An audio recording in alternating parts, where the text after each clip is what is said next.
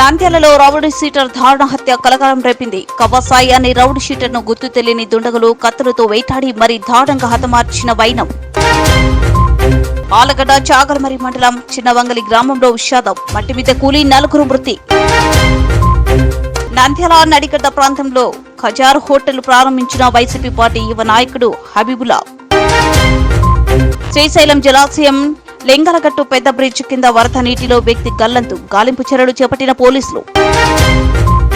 నంద్యాల శ్రీ కోదండ రామాలయంలో 4వ తేదీ అమావాస్య సందర్భంగా కాశీ విశాల లక్ష్మీదేవికి కూరగాయలతో అలంకరణ.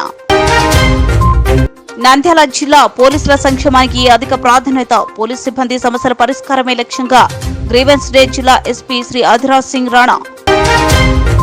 నంద్యాల పశుశాఖ వైద్యశాలలో పశువులకు వైద్యం మాత్రమే సదుపాయం, మందుల కరువు ఆవేదన వ్యక్తం చేసిన రైతన్నలు. నంద్యాల నుండి కర్ణాటక ప్రాంతమైన కంప్లికి వెళ్తున్న బొలెరో వాహనం ఆస్పరి మండలం చిన్న హోతూరు గ్రామ సమీపాన అదుపు తప్పి బోల్తా. పింఛన్ సొమ్ముతో పరారైన వెంగళంపల్లి సచివాలయ ఎనర్జీ అసిస్టెంట్ పవన్ కుమార్ ను సస్పెండ్ చేసినట్లు జిల్లా కలెక్టర్ జి రాజకుమారి. హంద్రినివ కాలువకు నీరు విడుదల చేసింది కూటమి ప్రభుత్వం.